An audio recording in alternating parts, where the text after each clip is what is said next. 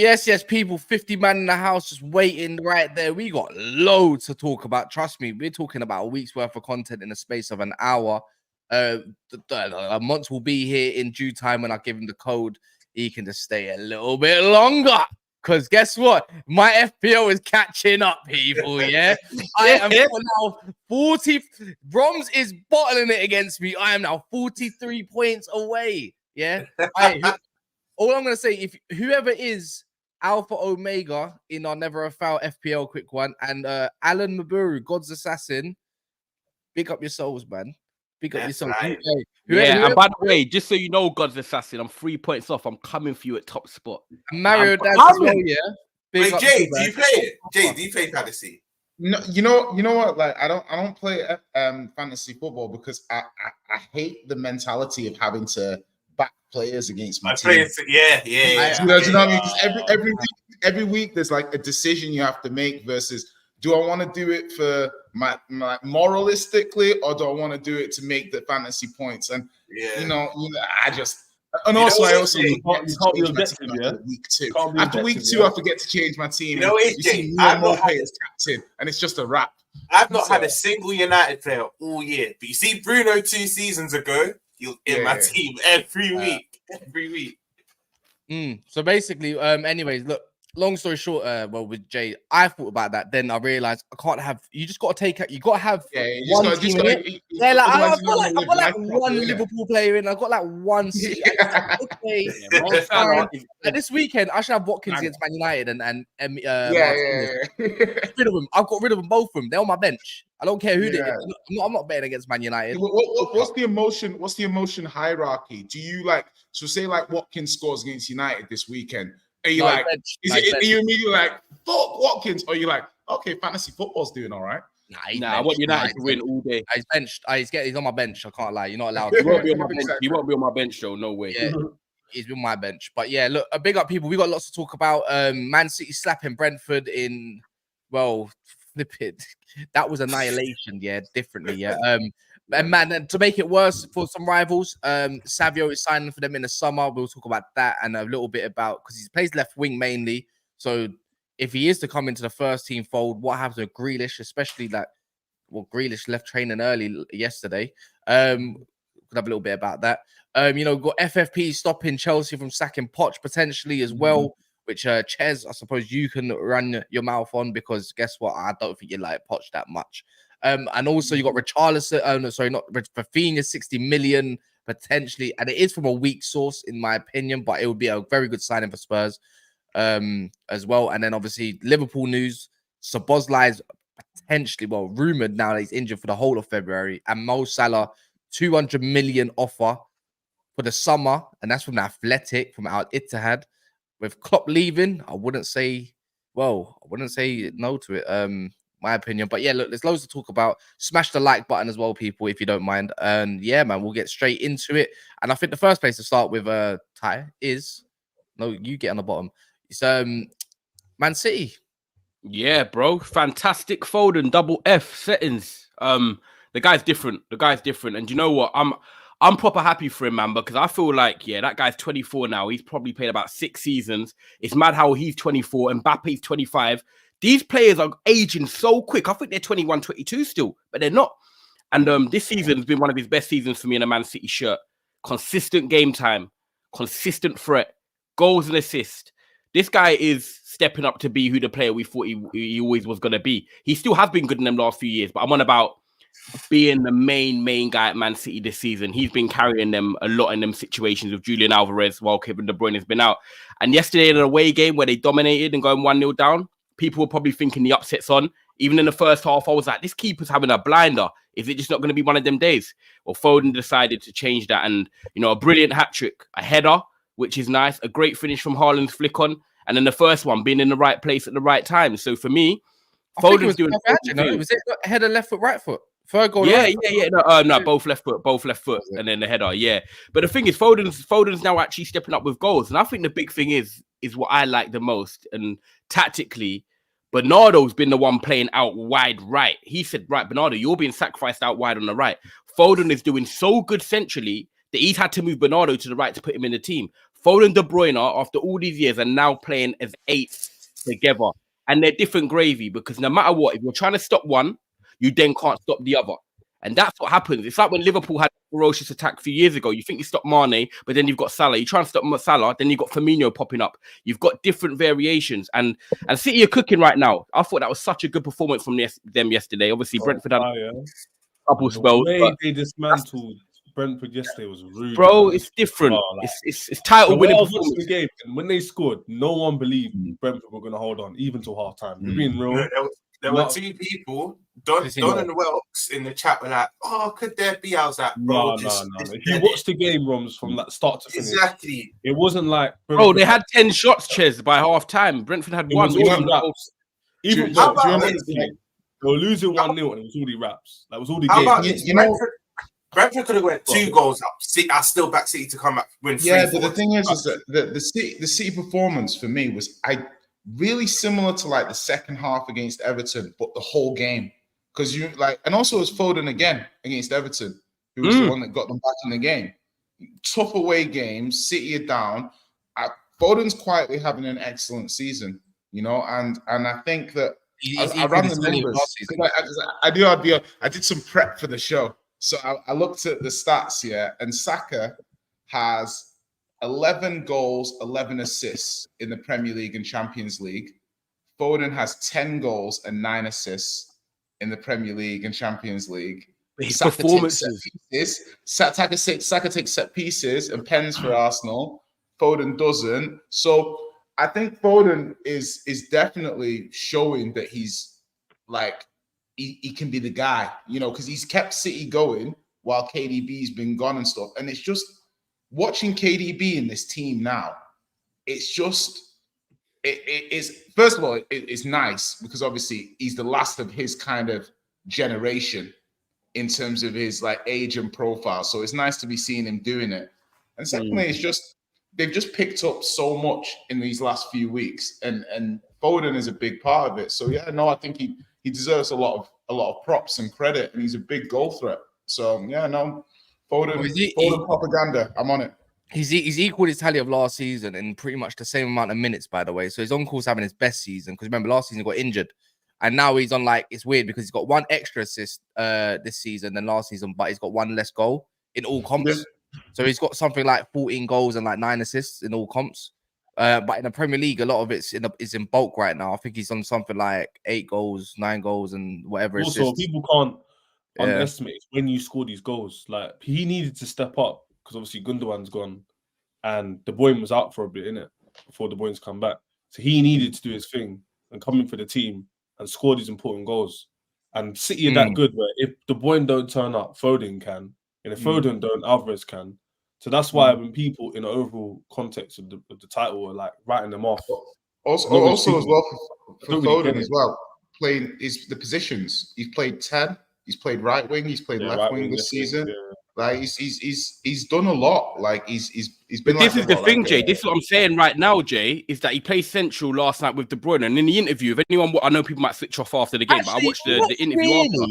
Not really. He said, he was gliding around, but really he was picking up the ball basically in Haaland's areas. But he said last night, Carragher goes, where do you want to actually nail down? He goes, do you know what? I don't mind playing all different positions because that's what I've got to do. But I've never been able to master one. And I was like, respect it. And he goes, I want to play centrally. That's where I see myself. Yeah, but I looked at it in a tactical way because after that share when I was doing up Pep Guardiola settings on the couch here, and I was saying like this person's there, this person's there. I think in the first half or bulk of the game, the boy was trying to whip it off the left. I was saying he should do it from the right instead. Try to get Haaland involved. Try to get some deep crosses involved. But it's really and truly because it was so tight in the middle. De Bruyne was pretty much playing left wing. You had Alvarez kind of trying to drift in them spaces, but you kind of saw like a triangle between Haaland, Alvarez, and Foden. It was just that the one that gate crashed or box crashed it and got it where it matters was actually obviously Foden. And in the Rodri, I thought Rodri could have moved the ball a little bit faster and whatnot. But if you go off the whole thing, like obviously Bernardo was just tucking tight right, but then Vardy was the one that's out holding quite a bit of whip. So when they did break, you know, that's why City looked like a little bit vulnerable at times. But there was I don't know what Pep did at half time, but you know that typical City half time talk and you just know what's happening from there, innit? That dodgy goal, obviously from Pinnock, that gave them in. That was it. After that, you just knew it. It's done. Like Brentford has had nothing before. Facts. They didn't have nothing for it once. Obviously, this team's chasing your team, man, and they've got something like, I think they got 9 or 10 wins. 9 wins in a row now. Is that right? 9 wins or 8 win streak. Something like I'm that. just saying. By the way, Cass, I'm just saying, like quickly, Cass, just quick one. Like people in the comments are saying Monts looks a bit upset, and I'm just saying, be nice to him a minute because Liverpool lost and he got 40 points in FPL this week. So please, guys, just take it gentle. Yeah. Oh yeah. And by the way, yeah. All right, when we get to the Liverpool part of things, I thrive off this, so it's minor. But I think people are overdoing it. I think it was a good performance from City, but defensively they looked very shaky to me. I looked at some of the chances Brentford created, the goal they conceded. If any of us conceded that, people would have been looking route one. Excuse me. It's not good enough. I think offensively they're always going to overpower a team like Brentford. They're always going to win this game. I still think that if De Bruyne stays fit, City are probably still favourites. But probably. Yeah, probably. If De Bruyne stays fit. If De Bruyne is not fit. Oh, okay. Yeah, if De Bruyne stays fit. Would you not say if De Bruyne stays fit, City are definitely favourites? That's what I'm thinking, Jay. Probably going to win the league if he gets injured. Man, I know I'm being really picky linguistically, but like, I'm not probably, I'm definitely. I think, I say probably. I'm not going to say definitely. I think, I watched the game. I think offensively, they're always going to be top. Always. Midfield and attack's always going to be top. But I saw what I saw defensively. A rundown Brentford was still able to create against these men quite fluidly. Reguilon had a very good game. Tony missing chances. Jensen getting in the box. Last minute blocks. A few last minute blocks that had needed to be made for me. I think Brentford were able to cut through City a little bit too easily at times for me. And you look at Arsenal and you look at Liverpool, and when we're cut apart like that, it's heavily analysed, heavily looked into, even if we win 3-0, 3-1, 4-2. You know what I'm saying? So for me, go on. I just want to say because let me land, please. Let me land. So I feel like if we're gonna have to sort, I know it's City and it's so easy to cream over these man. Pause. Like we need to show the same energy. Defensively, I'm still not convinced of them at all. Especially since that Newcastle game. What they have again is kind of what Liverpool were doing a few weeks back, was game winners. Game winners. They have the most game winners. We have a few, but they have the most. And that is what makes me like me think they're the most likely. Not like definitely. It's just probably for me. Their defense just doesn't convince me. So I just want to make one point on what Monts, because I think you've got a very valid point. You play Brentford away in the next few weeks. So I'm keeping an eye on this, because obviously it's going to be very easy to compare City's performance last night to your performance when you played them in a couple of weeks. And I think Tony's a massive handful. So when you're looking at playing very direct, counter, long ball, and you play a high line. Do you know how many injuries Brentford had? No. We can't laud Man City for something. Wait, Monts, let him land. Because what I'm saying, Monts, is City were in total control. I'm watching this guy. Yeah, City were in total control for that game. Yeah, Brentford had a couple of moments, couple of hint of chances, but over the 90 minutes, City controlled that game from beginning to end. Yeah, that's how I saw it. So in that game, when you look at the chances Brentford got, Brentford will get more chances against a team that does not control the game for 90 minutes. So we're going to see Brentford. They caused Tottenham a lot of problems over 45 minutes when we played them. Even again, and the same players that they've got out now will be the same players out against Liverpool. So exactly. So my point is, Victor will be back. Okay, Victor might be back from AFCON. Yeah, but cool. I don't. Him and Tony together, bro. I'm not. Did I tell you guys Liverpool have a better defense than Man City? No, I'll tell you that. You said you had the best defense in the league.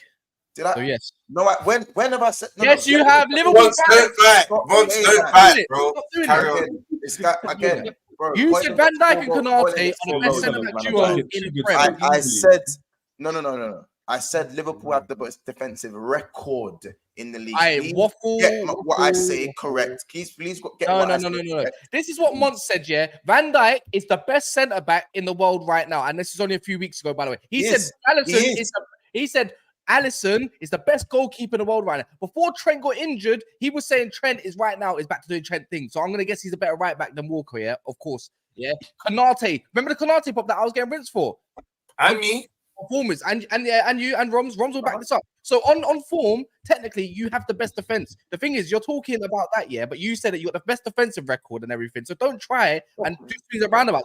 Stop it. All right, Kaz. You're doing what Don does. You're doing what Don does. All right, what you're You doing. think you got the best defense? You could do right goals as well. Again, I'm deep in it. I'm deep in it now. You lot can twist my words as much as you want. I know what I said, and I said Liverpool have the best. I said Liverpool have the best defensive record and nothing more. Van Dijk, factually for me, is the best centre back in the league right now. Konate is not the best centre back in the league. Is he? I can't lie. A few weeks ago, we were popping him up. Bro, you can have good form, but I'm talking about in general. Liverpool can have the best goalkeeper and the best centre back. That doesn't mean they have the best defense overall. We were playing Joe Gomez right back and Conor Bradley left back, and Conor Bradley right back and Joe Gomez the other side. That does not mean we have the best defense. We have the best. You throwing Conor Bradley under the bus to make your point. Hold on, no. Again, don't do that. Do we have the best defensive record in the league or not? Yes or no? I think it's level with Arsenal now. I think it's level. It's level with Arsenal. That's my point. Right, that's my point. That is my point. Okay, I guess that's a statement of fact. Wait. So can I ask you once? Can I say something quickly? Yeah. So what I'm saying is because not all the City fans, because you can see the Arsenal fans and some of the City fans agreeing with me in the chat, bro. All I said was that their defense don't look convincing to me, and you lot are pouncing like you wear blue shirts. No. I hear it. Can I ask you something now? Ches, one sec. He said something like, "Oh, if Liverpool's defense got cut open like that, everyone would be going hoo-ha about it. When it happened to City, no one says anything." Bro, City's defense didn't get cut open like that. I don't know what game you were watching. There was a few opportunities where the ball whipped in. And about 2 counters, chances.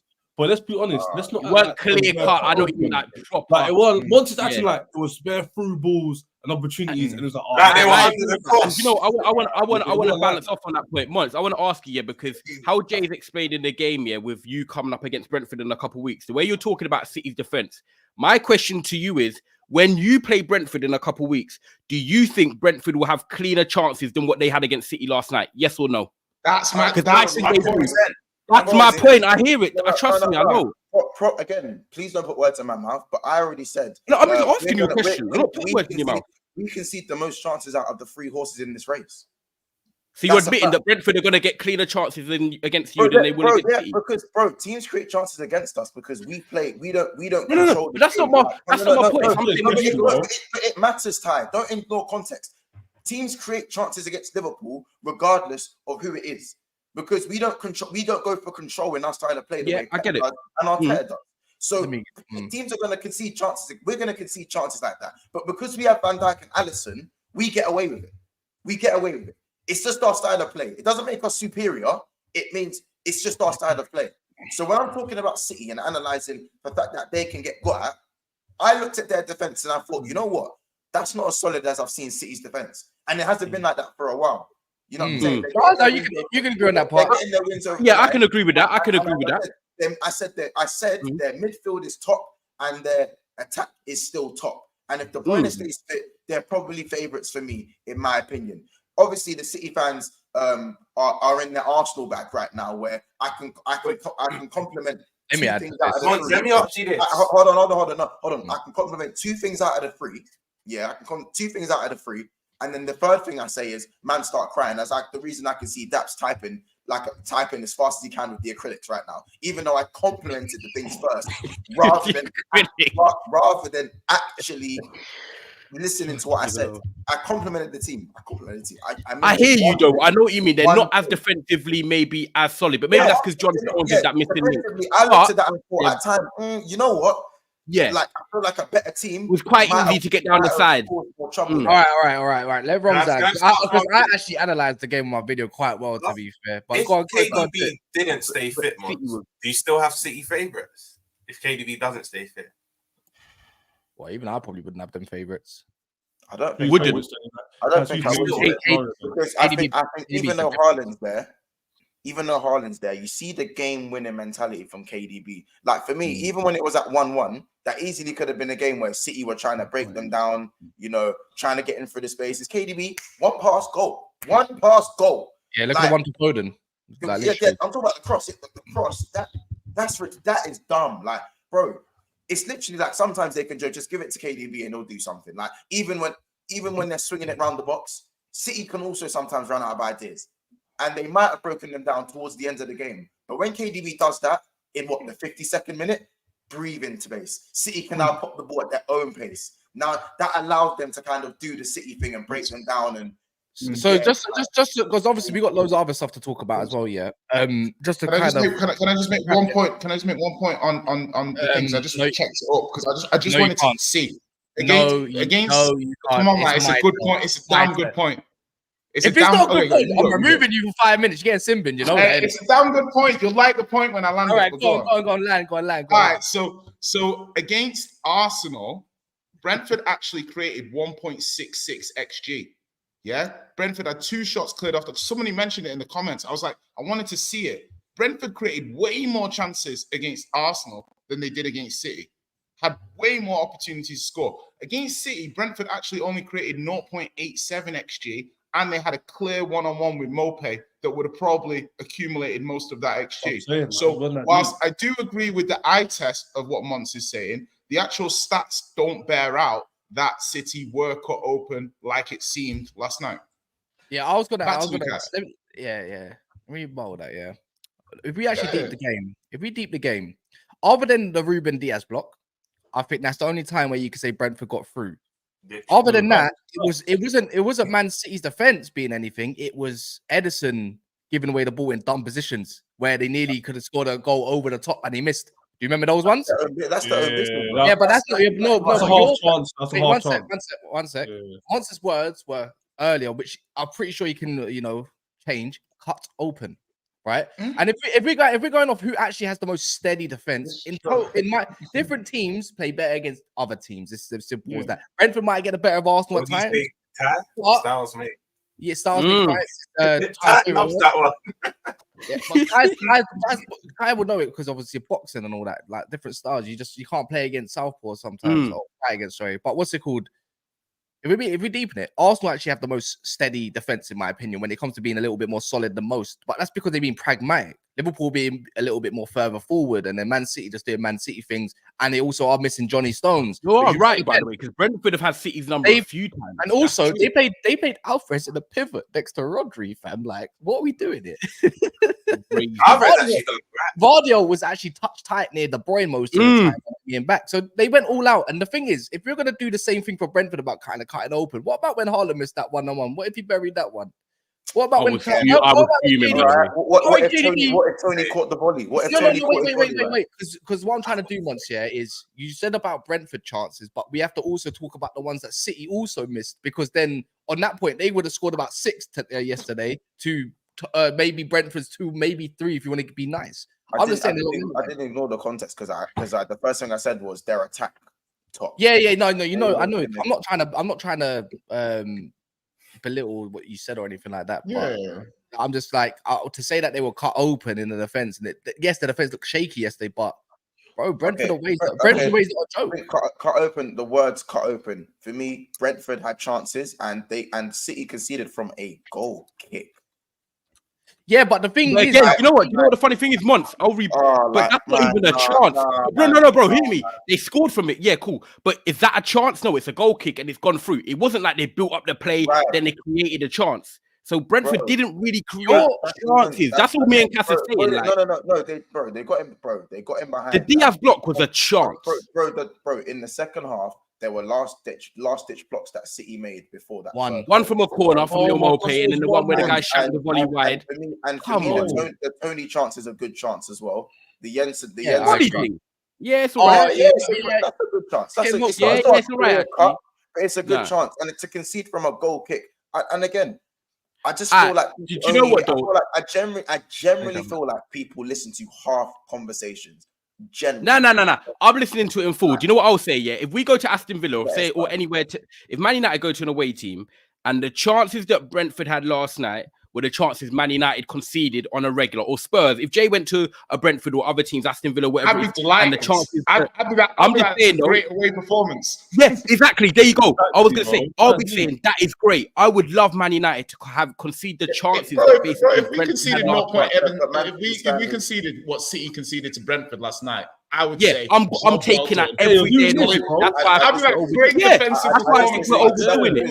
I disagree. That's because all your standards. Look at where you all are. That's like aspiration ones. Right. How can you? You spoken for like 10 minutes, bro. Let me just say something. I feel like you're actually making a good point in relation to like if we're being hypercritical on the game. If you want to be hypercritical, you could say them conceding those chances can be questionable. But if we're talking in the context of Man City and the title race, if most big teams face those chances and they don't concede in that manner, they're not walking away going, we got lucky there. They're saying, trust me, it could be a bit tighter, but let's move. Yeah, you're definitely getting the 3 points. Can we agree, Ches? Can we agree? Can we all agree that in the first half, Flecken had to make some bad boy saves? Yeah, can we agree on that part? He broke the record, I think. And they were just criticizing them on Sky Sports literally 2 minutes ago. And the last point is, whose defense is like the thing is, we have to judge probably most teams on their attack to win this league this time, not their defense, because guess what? Everyone's defense looks shaky. Last time I checked, they made a ball over the top. I think it was Gabriel or Kivior to Martinelli, basically route one, and your team fucked up that. We've seen even Gabriel, Saliba trying to pin a man, and there's an own goal from that. At the end of the day, everyone's defense, the 3 teams that are in the title race, all their defense is a bit shaky. And if you're going to give me whose team would you give me overall, I'm saying, bro, it don't even really matter at this point. No one's City's last clean sheet. But the thing is, it's like if Liverpool had a shored up defense, then it would be more of a conversation. But to have this whole conversation about their defense, and all this kind of stuff like that is a bit stupid in my opinion. When how can it be a bit stupid when you've just agreed with what I said? No, because we're talking in context of title race, and I'm thinking, bro, all the defenses of the top teams have been shaky though. All right, Kaz. Look at the goals conceded the other day. All right, Ches. Ches. Fair enough. Listen, I'll put it this way, since again maybe I need to change the way I say it. City's attack and midfield. I'll say it one more time. I'm going to say it one more time for those too much clot in the ears. If I say City's attack is top and their midfield is top and they're doing what they're doing, and then idiots are telling me we had 10 shots on target. We had 10 shots on target. I just said your attack is top. Why are you repeating what I'm saying? I just said, if you want to be, again, and Ches said it perfectly, if you want to be hypercritical, which you have to be hypercritical, because the standards for Man City are different for the standards of Man United, different for the standards of Tottenham, and different for the standards of Chelsea. So all of you man's expectations, what you're doing in the top away game, is inert. It doesn't matter. I'm talking about you have to be that critical when it comes to City, Arsenal, and Liverpool. No, I hear it.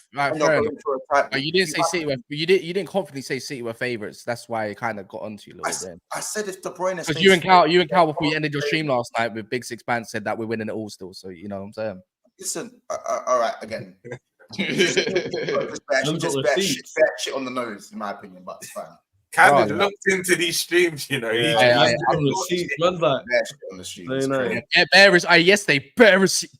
like, if you're a rival fan, Arsenal, Man City, go watch Big Six Pants. This is like a nice little promo. Go watch the last 40 minutes of that show. I promise you will have every single receipt for most City Liverpool content creators. You would love it. And the thing is, it's not Monts. It's not actually Monts. It's the rest of them. But yeah, man. But yeah, let me keep this going just a little bit as well before we move on from City, because we got Liverpool talking run the likes up, man. And those, all right. Do they? I thought Spurs had the best. And we got away goal. Spurs to talk about a little bit, and then obviously we got Chelsea as well, which we'll do towards the end of stuff because I will move on to the Liverpool part since we're such on that bandwagon. But yeah, look, Savio just signed for Man City.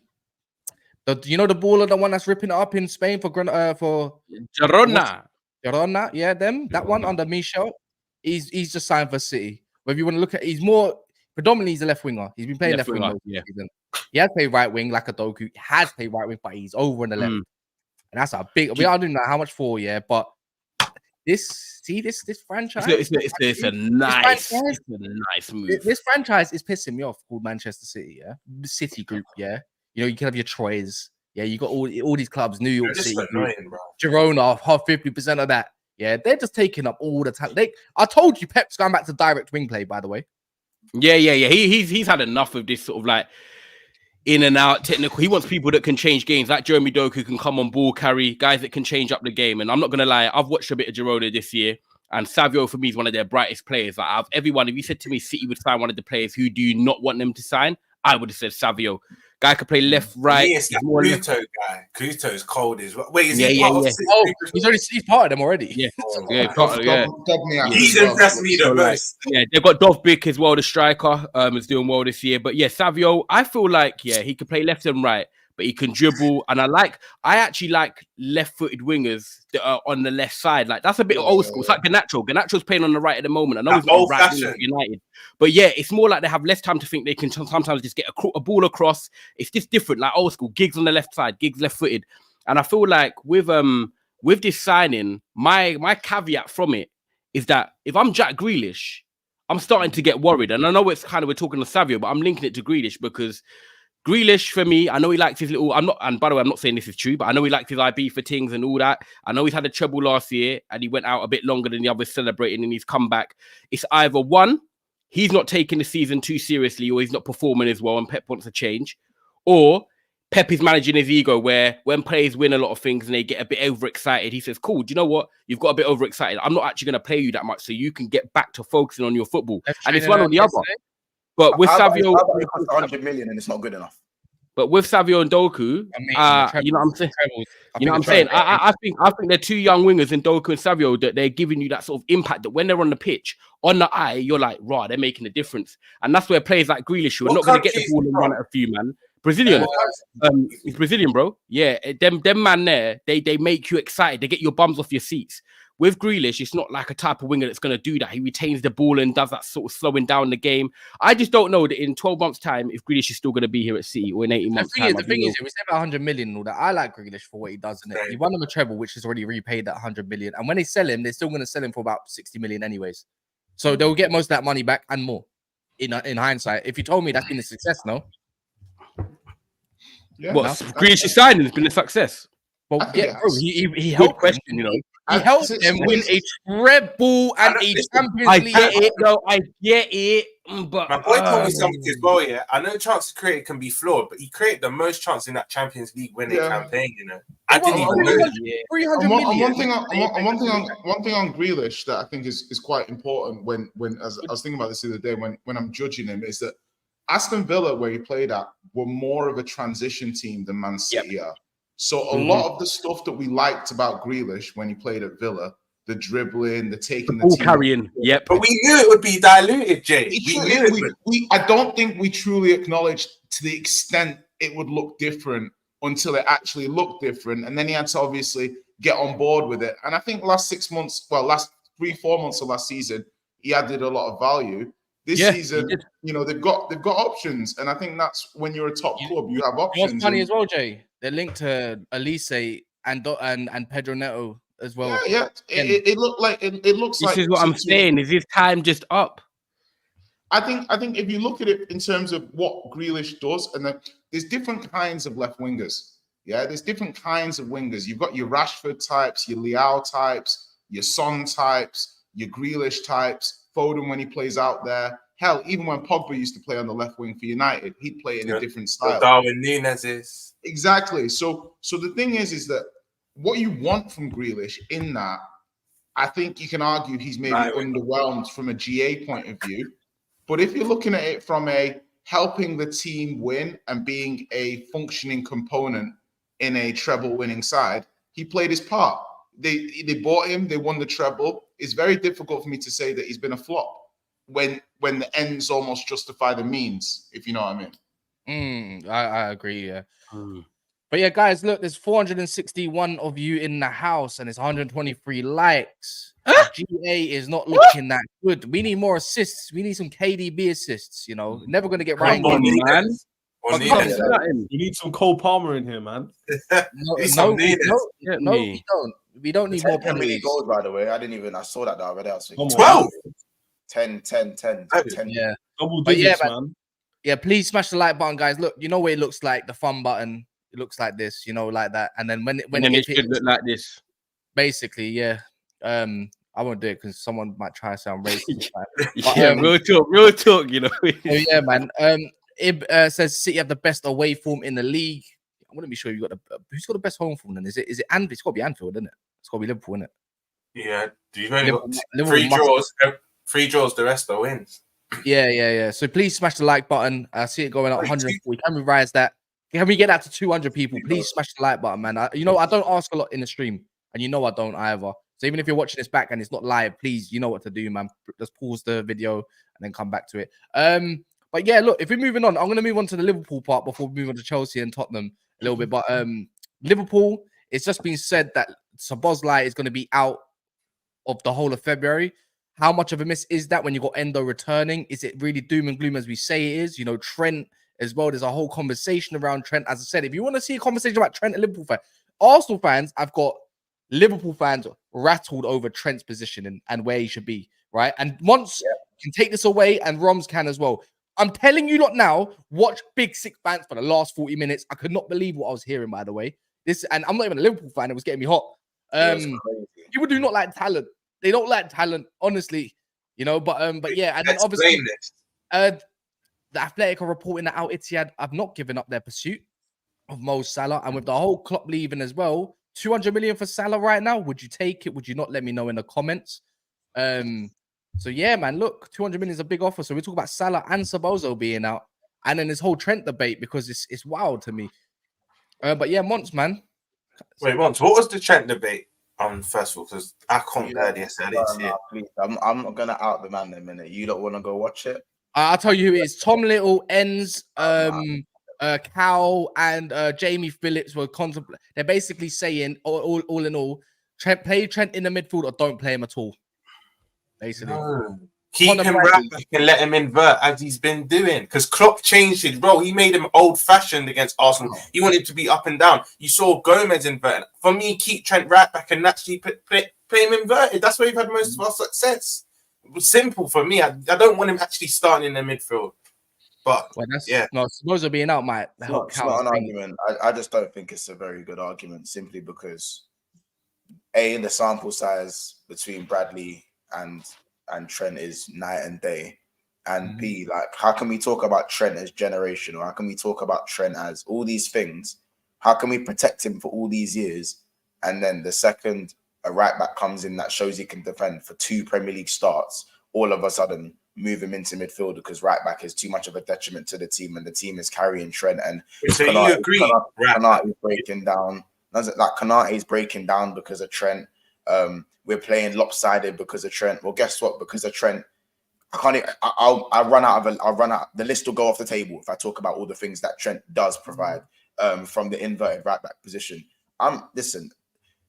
It just doesn't make sense to me, innit? I feel like if Szoboszlai's fit, if we have right centre mids, we don't need to play Trent in midfield as it stands. We're top of the league. So it can't have been that bad of a decision playing Trent where he's been playing. Wait, so you agree to keep him right back then? You're always done this to keep him right? Of course. I think it's absolutely. I think it's insanity for him not to be. If he's not playing midfield, for him to not play well, I think that is actual insanity. Because you know what's crazy, Monch, just to add on to that, Liverpool fans are fickle because before the loss at the weekend, even rival fans are waxing lyrical. Oh, Trent in that inverted position, Szoboszlai covering him, Liverpool are calm.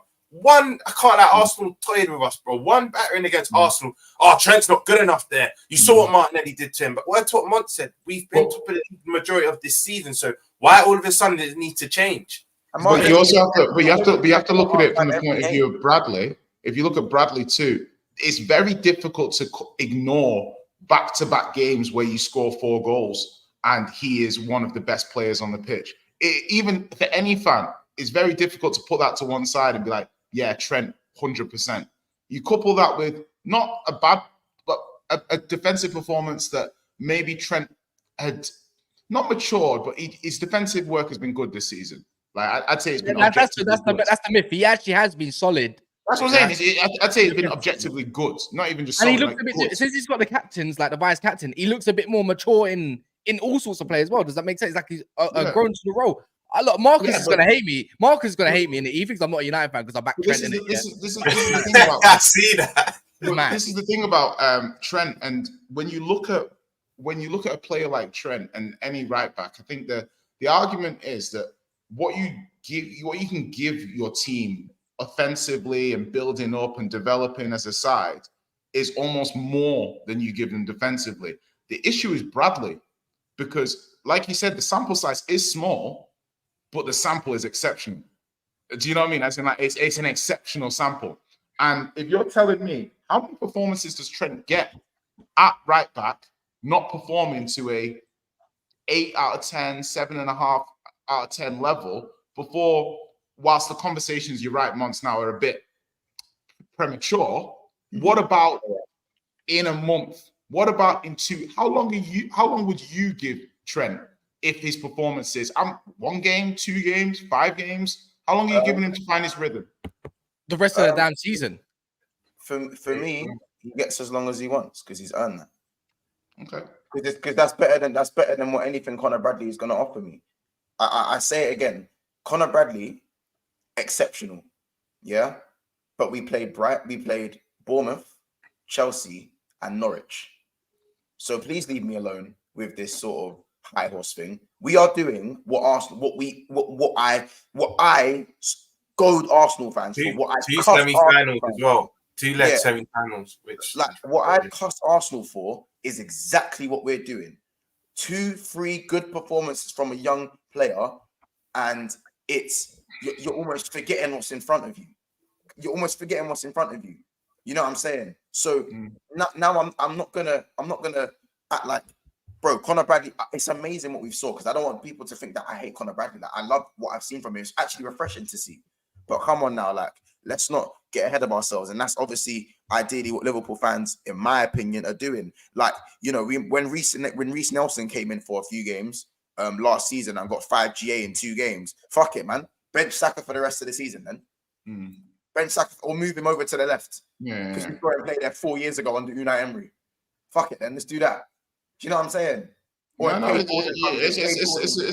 a damn good point you're making. I guess the thing is, it's great to have a player like Conor Bradley in the wings waiting for any injuries or rotation and stuff like that. You basically, it's a very good question that you guys are gonna have to answer over the next few months, right? Yeah. Well, we're supposed to be out, Roms. Then as well, if he is going to be out, then it might be time to play McAllister in 8 and Endo in the 6. That's exactly what I was going to say, because we've not even seen that yet this season. I think we've seen it for the last 20 of a league game. But I've been saying up the field. I've been saying once, because obviously Japan got knocked out. Endo could play that 6 and play the McAllister 8. When I first mentioned it, I was getting Liverpool fans that were ridiculing me, but we've not seen it yet. Let's at least try. And with the Szoboszlai injury, because let's be honest, he does, as much as Trent has been good defensively this season, Szoboszlai, he's like a 10 times better version of Henderson. He can do the Hendo job covering Trent, and he's got the technical attributes to go forward. And this season, you could say for about a month or 2, he wasn't the best going forward, but defensively, he's never dropped below an 8 out of 10, and most Liverpool fans will tell you that. So I think that's the form we have to try with now. I think McAllister in the 8, Endo in the 6. And then everything Real fans have been saying, McAllister's not a 6, you can't persist with him in the 6. Now he can play in his preferred position, and hopefully the performances have improved. Because one notion I want to rub out, I think McAllister was our best player against Arsenal. Like, people ridicule him. The first goal he was at fault for, I think he could have done better, but he's the only one that was winning duels. He was the only one that was trying to break lines. I think he was our best player that game. So if his performances have been good in the 6, imagine what his performance will be in the 8. So yeah, with Szoboszlai out, that's the 2 out start. Can I just ask you a question, right? And this is sort of one thing I've always thought about with McAllister. At Brighton, they play like when they're midfield. It's how Don talks about Caicedo, for example. Like he gets left at Chelsea, but in Brighton, them man are always tight together. Yeah. If you look at McAllister profile in terms of the Liverpool 8, and you look at Gravenberch, you look at Curtis Jones, yeah, you look at Szoboszlai, a lot of them have legs. That's how I've always looked at Liverpool 8s. Like Jordan Henderson, even when he played there, like your other midfielders, Coutinho's, whatever, they had legs to get up and down and stuff. McAllister is very good technically on the ball, can pass through the lines and do all that stuff. But his legs, I always think, obviously, he's just slow, innit? Like, that's unfortunately just what it is. Do you think he's got that composition in terms of the speed and stuff to play in an 8 for Liverpool? I'm not saying he's not an 8. I'm on about the type of 8s Liverpool have always had with the energy. Do you think he'll be all right there playing in a number 8? Yes, only because of Endo and Jones' industry. Because Jones is probably one of our most busy players in the middle. That's what I'm saying. They're busy. So I think they will overcompensate for him. If let's say he didn't have 2 workhorses next to him, I think he would get found out, as you've seen a couple times this season, especially I think the Newcastle game early in the season. But for me, because he's got them too, I think he'll be fine. Honestly, I think he'll be fine. Okay, fair, yeah. No, at least you understand. I'm not trying to sneak him out. Yeah, cool. I don't know. I think he might need it. I feel like McAllister needs to probably sit in a pivot of a 2 rather than be an outright destructive 8. 100%. I'm with you, Mons. I'm with you. I'm happy with Liverpool. I feel like I can't set that in stone until I see McAllister get 2, 3, 4, 5 games in the 8 and to see how he feels. Like, listen, now the time though. That's what I see. I could be wrong. Like again, just like how McAllister looked awful in the 6, and then now that he's played 10 games, 11 games there, now he's starting to make the position his own in the lone 6, by the way. And then you've seen Klopp. What I've seen a better McAllister when Klopp tells Jones to drop in a pivot, and he did it against Arsenal. When Arsenal were punching us up, and we were getting punched up in the alleyway. He made that tweak. Remember, he made the tweak mad early. He said, Jones, fuck the 8 thing, drop next to McAllister, and then we were able to kind of play out a little bit easier. And that was the better McAllister I saw, even though the way he adapted to the 6, he could just adapt to the 8 after 3-4 games. The only thing, and that's his more natural. But just like I did with Man City, I can't ignore the context. We need to hyper-analyze things.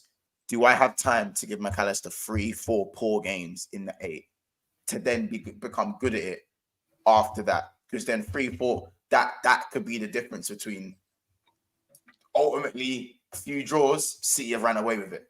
So, but then, Mons, I think we've got no choice because I think Elliott's best work comes from the right. Gravenberch, I ain't trusting there for the foreseeable future. He's just performances have been poor. And I don't want to play Gakpo there because Klopp has tried that sometimes. Play Gomez right back, Robertson left back, play Trent in midfield. So now you're coming around to the fact of playing Trent midfield. No. But I'm happy. No, I want Trent playing inverted right back. But if there's no RCM to balance the midfield, then I'm happy to play Trent in midfield as long as there's a solid right back, which is Joe Gomez or Bradley or anyone.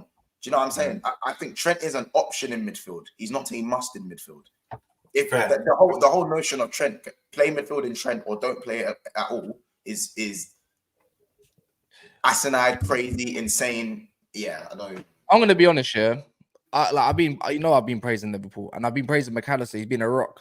But when we talk about Champions League, when we talk about winning the league and stuff like that, sometimes you need a bit more of a mobile DM to cover areas for Trent. So they don't have to do that. That's what Fabinho used to do. That's why Fabinho was halted as one of the best DMs in the world, if not the best DM in the world and stuff like that. That's why Trent got a lot of success when he went down the wing and done his overlaps.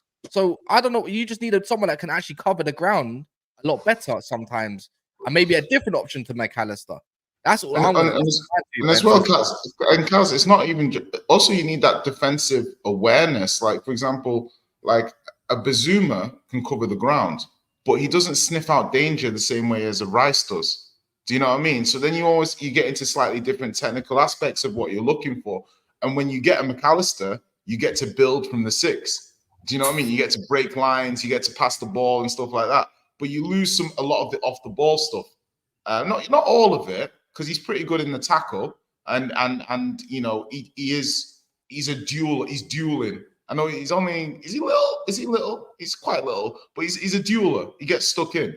So it'll be interesting to see what Liverpool, I think Gravenberch is the one where they can free up a space in the team, really. You know, move Gravenberch, you know, McAllister gets to play as the 8 and then get a high level number 6 in the summer. I think that could be a good plan for them. Wait 1 sec as well. Yeah, you know what? Let me a couple chats. Arsenal might have broken Liverpool, but you man must. I was hearing Jurgen quite a few weeks ago. I heard it yesterday.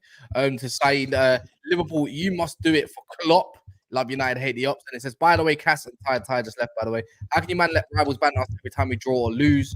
But 2 convincing wins and no United section. Our players need their flowers, to be honest. What? We don't need the United. We don't need the United. Wait. It's not. One sec. Yeah, big up Donna, by the way.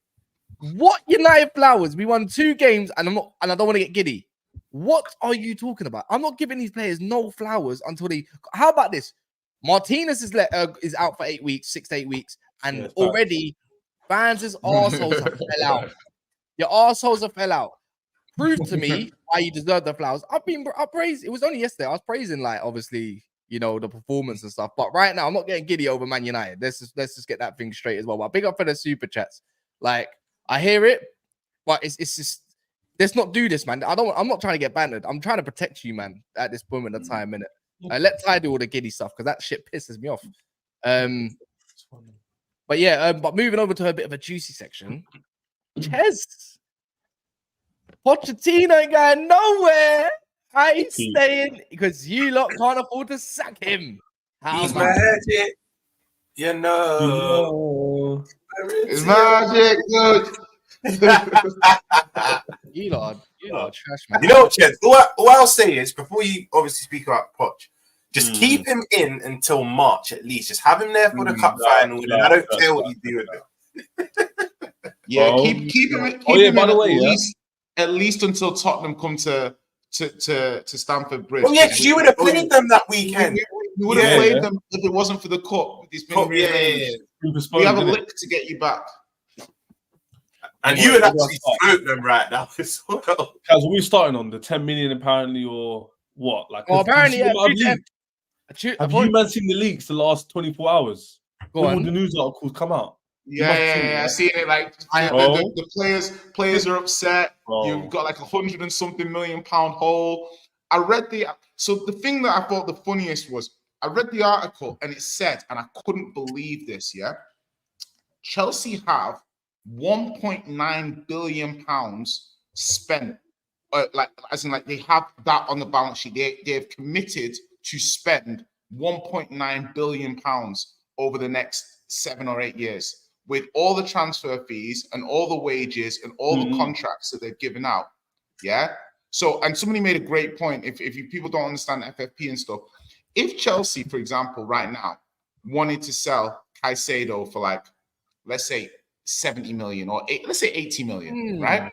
Not only would that look as a 35 million pound loss on the books, they also would still owe the 8 years of remaining payments on what he owes them anyway. So Chelsea have outlaid all of this money. They've got so many players. Was it necessary to buy Andre Santos? Yeah. Was it necessary to buy Madueke?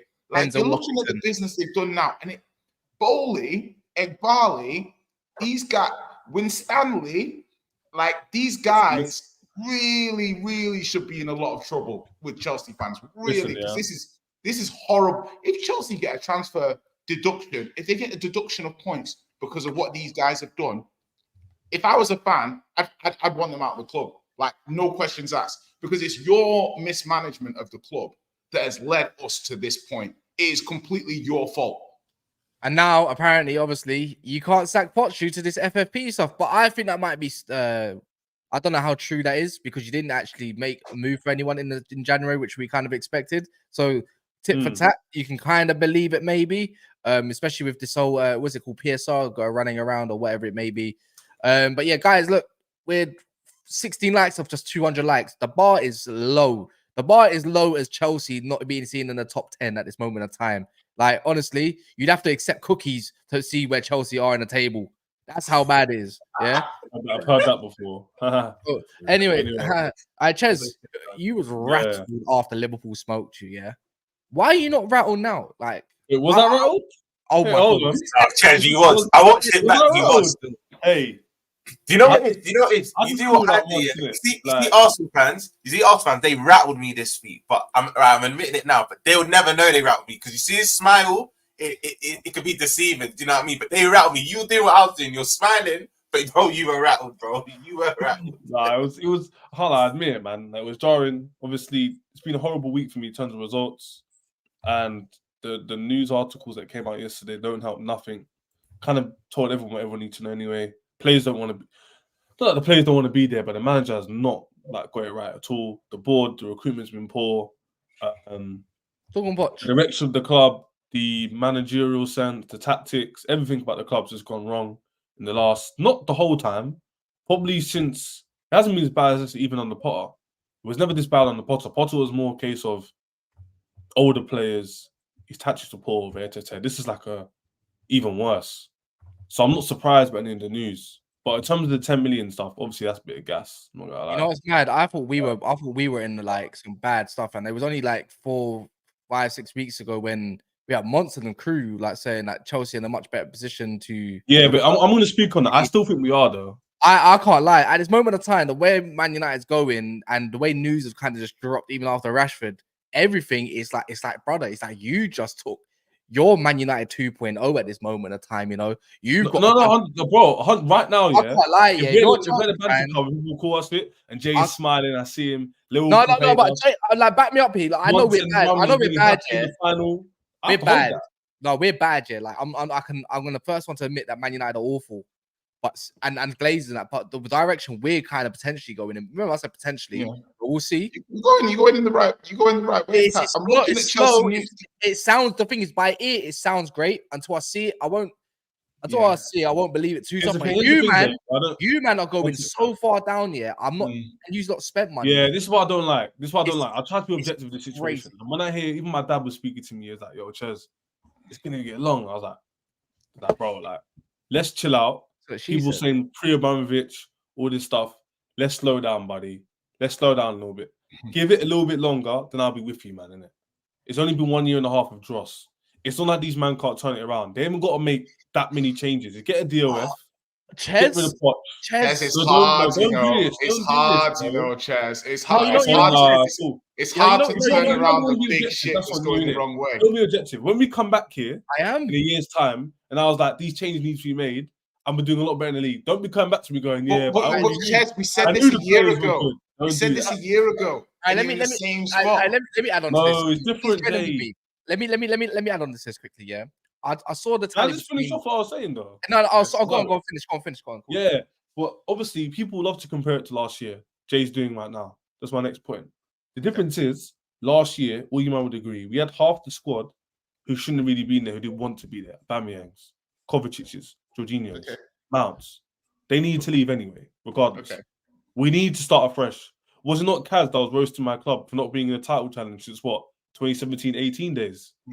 So even when Roman was here, we were going on the decline. Am I wrong?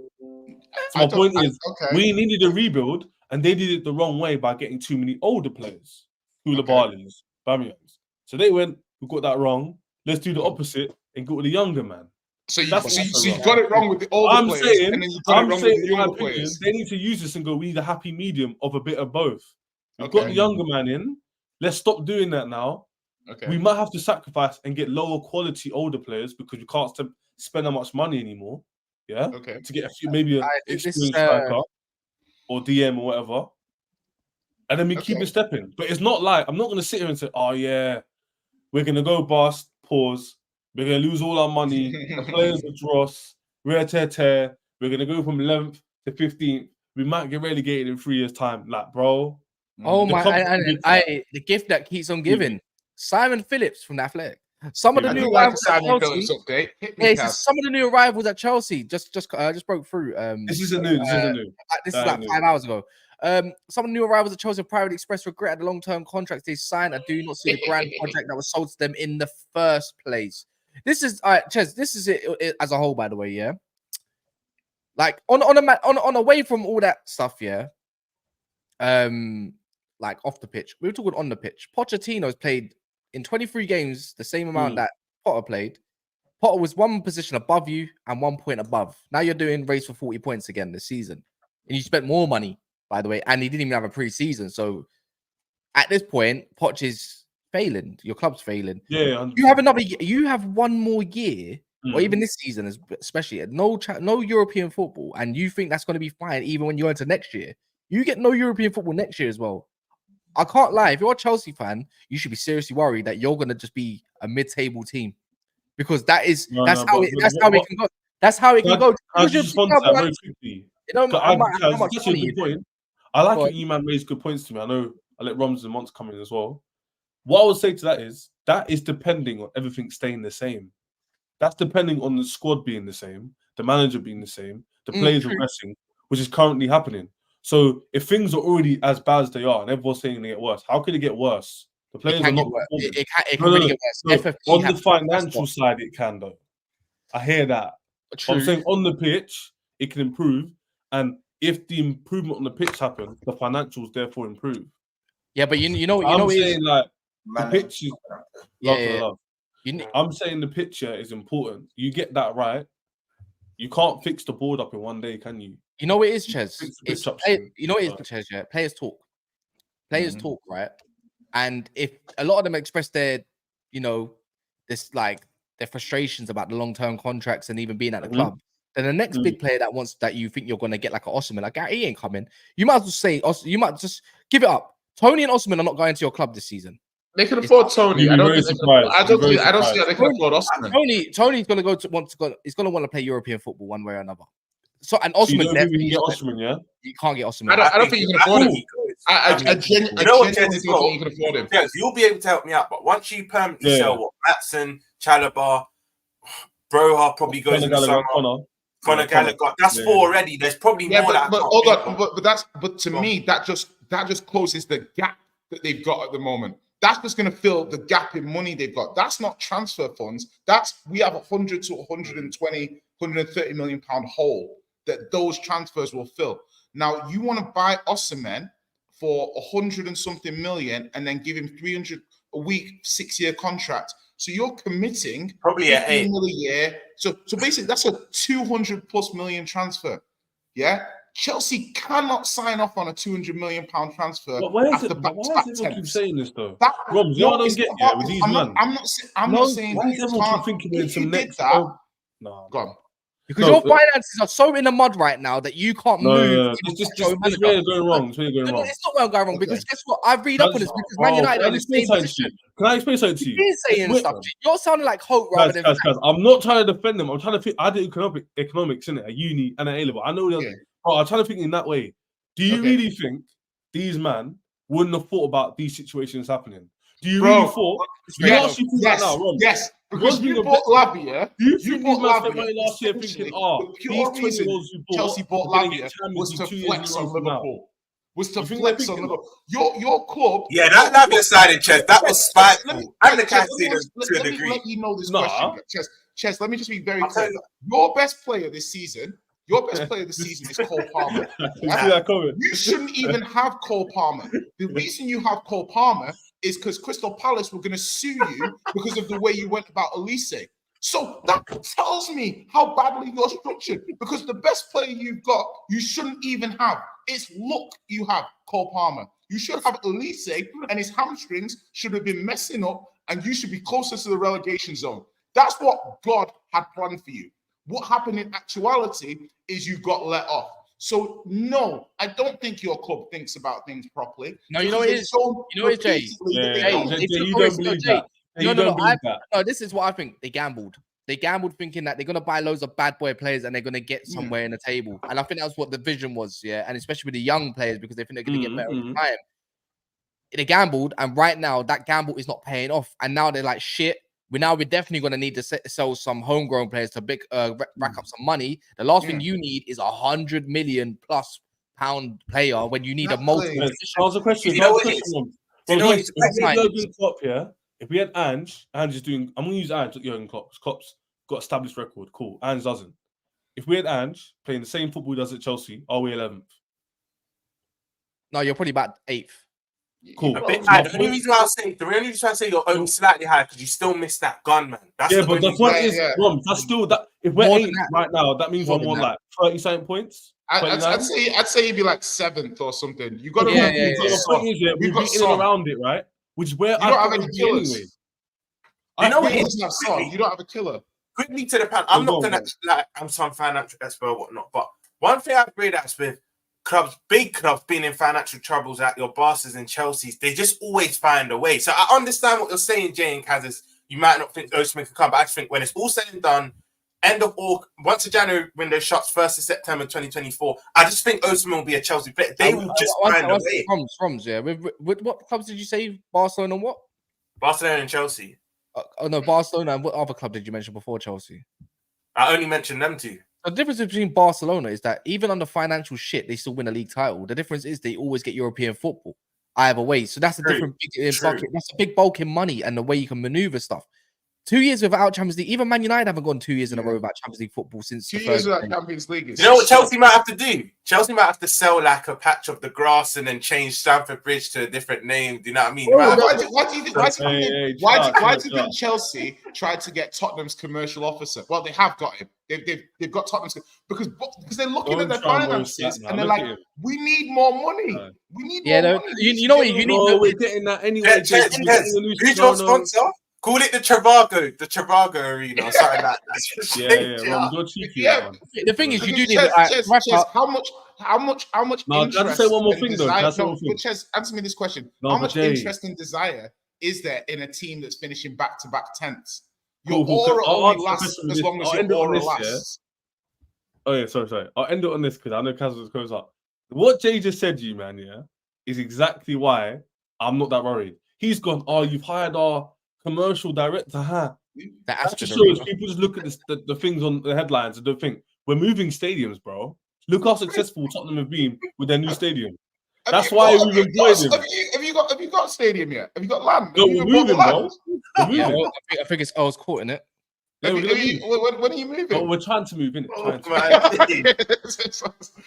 Typical Chelsea. You know what I mean? They're like, okay, all right. Hey, you know, I can't win. I can't win. Okay, We're money. I know how you feel in it. Yeah. And anyway, look, new manager, I'm pretty sure you'll be all right. But it's just how when other teams are improving in and around, it's like even with like the Villas and stuff like that. How much are you going to really improve even with your injuries back and stuff? And if is the new manager going to work? Again, it's a lot. It's a big if. Last one, just quickly, like 2 minutes. I just want to rate the signing, not really talk on it like that. Raphinha to Tottenham, 60 million is quoted. It is from a weak source, by the way, and I think it is pushed from Barcelona's camp more, if anything. Rate the signing out of 10. 8. 8 would be very 7. Yeah, I'd go 8 because I think we can give him Lo Celso and maybe bring the transfer fee down a little bit too. I like him, both side winger. Yeah, you know, played very well for Leeds. I think the Premier League arguably suits him more. Yeah. So I'd say the Premier League arguably suits him more than La Liga. I think he's got that kind of profile that Tottenham lack. We haven't got a dynamic dribbly winger at the moment out of all the wingers we've got. So yeah, big. I think he's one of these midfielders who like these inverted right wingers who, you know, you have to look at the teams that were in for him when he went to Barcelona. You know, Chelsea wanted him, Spurs wanted him, Arsenal wanted him. He went to Barcelona. He's a high quality player. Like I think I like him a lot, and I think is about to cry. I think it's chairs, not checkers. Wait, what? Anyways, yeah, man. Look, it'll be a good signing for Spurs. If it does heat up with a better source, we'll talk about it a little bit more. I kind of overran it, but yeah, look, smash the like button on the way out. We're gonna be back later on with Pots as well. Me, Daps, Pots, and Monts. We'll have a debate. But yeah, man, take care, and we'll be back later.